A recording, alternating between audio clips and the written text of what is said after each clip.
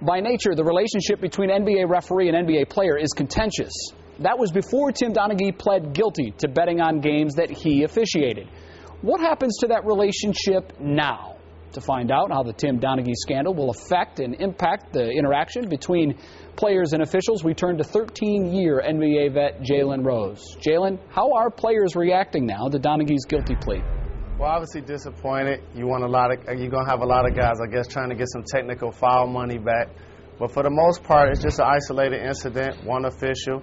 At the end of the day, the way he played yesterday means that he's in this by himself for the most part. And because of that, I think the relationship between players and officials will go on and be healthy.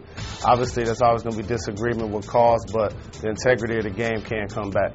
Jalen, from what we know now, he is the only man involved in this, but we heard Chauncey Billups say yesterday, I have to believe that it's one guy, and it's the only way he can go on as the captain of his team and a player in this league is if he believes there was only one guy. Is there any concern at all that there may have been other referees involved in this particular ring?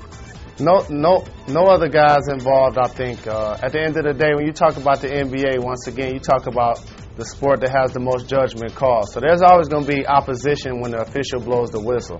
But at the end of the day, I think Tim Donaghy is the only official in this. And because of that, players are going to go out there, play hard, and compete and try to do what they can to win games. And they're still going to disagree with calls, but the officials, I think we have the best officials in sports.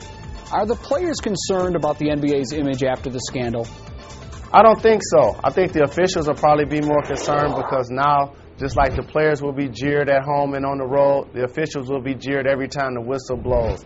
And that's good and bad for the game, but as long as the calls are correct, at the end of the day, that's what you want as a fan and as a player, for the officials to get the call correct.